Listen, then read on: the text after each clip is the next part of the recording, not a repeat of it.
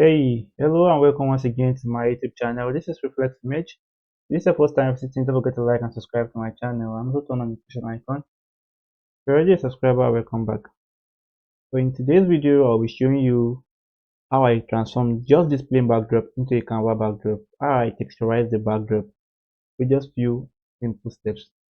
So drop a like and share with your friends. Some of them might be new to this video.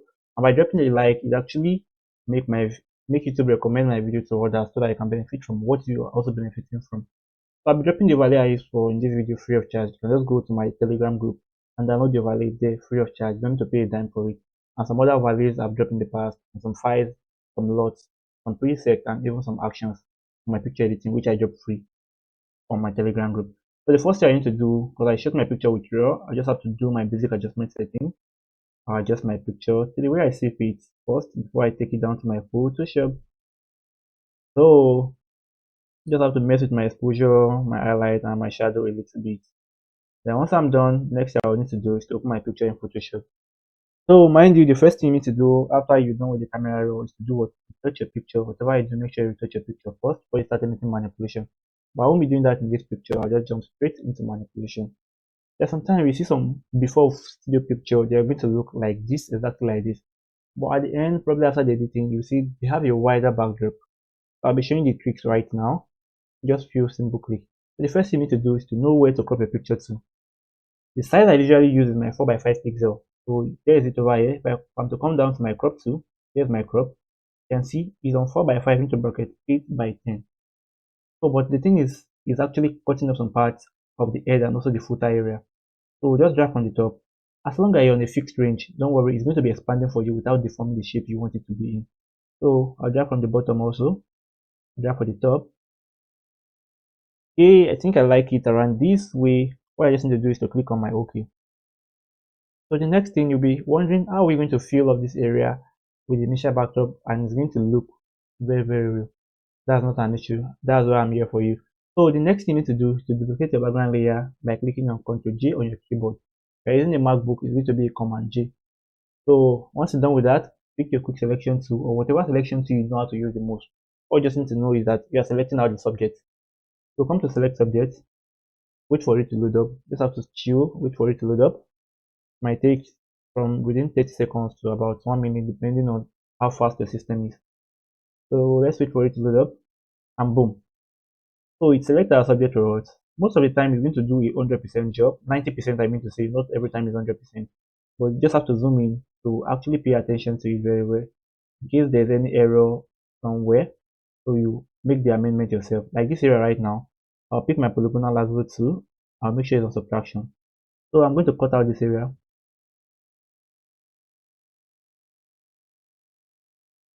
You can see right now.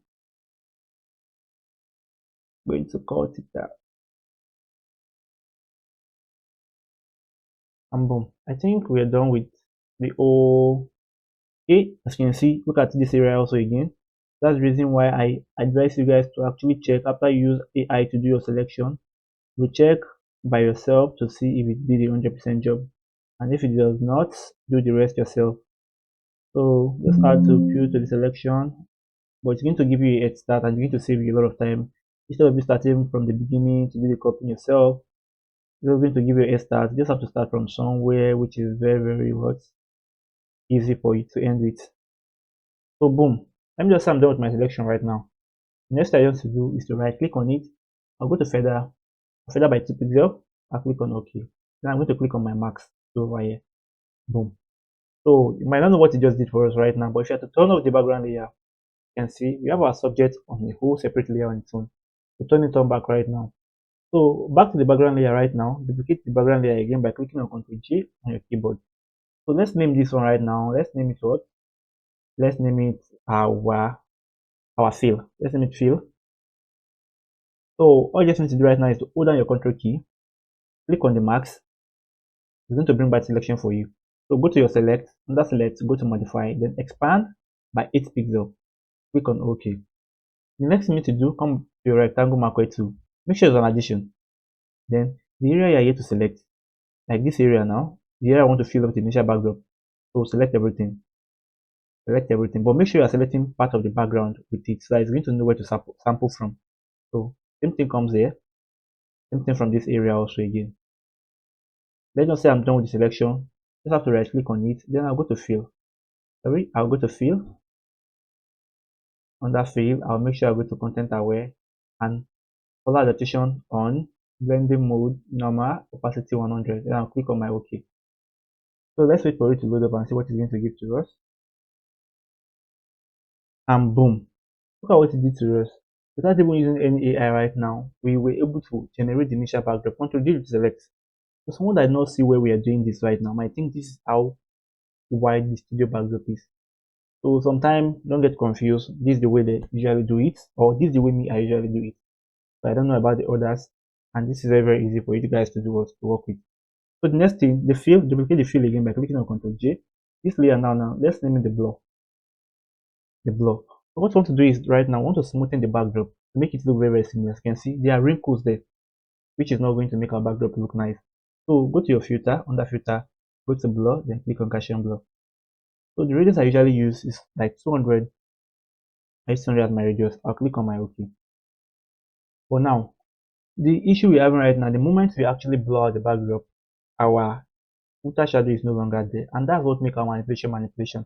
If you don't have any footer shadow, then manipulation won't look nice.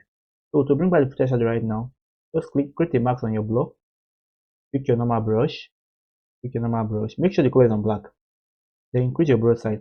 The area where the footer shadow is before, scroll over it, just scroll over that area, and what this do for you is going to bring back our initial shadow and the way it's supposed to be.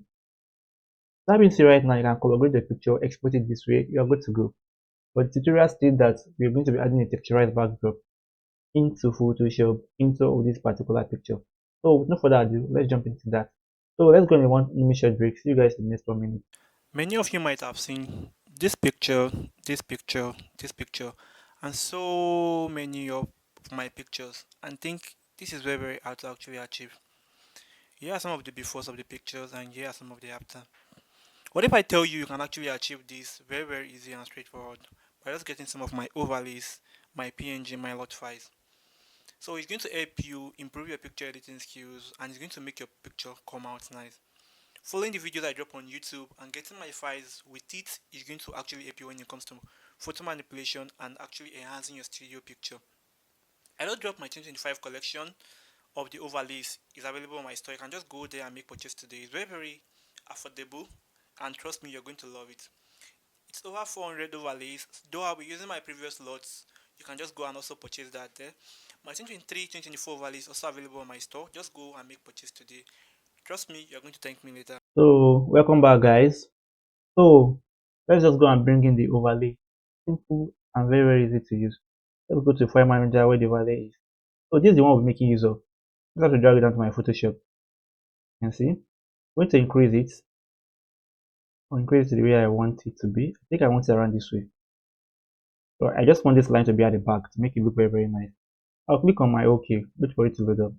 The next thing I'll need to do, because as you can see, the moment we brought it in, our shadow is no longer there. So to bring back the shadow, and the blend mode from normal, just bring it down to soft light. And boom. Looking, actually blended it perfectly. So someone might think this is how the backdrop is from initial. So final thing, just color grade your picture, click on the uppermost layer. So all the files I use, apart from the one I'm getting for free, they're available for sale in my store, including my 2025 collections. They're also available for sale in my store. And just go and purchase them there today. Very easy to use, just a drag and drop features, and you're going to improve your picture editing skills in this 2025. So go to adjustment layer, click on color lookup, click on load 3D lot. So it's not in this Photoshop, so let me open it up in my old Photoshop because I'm using 2025 right now. So I'll be using my Mela chocolate and my near brown.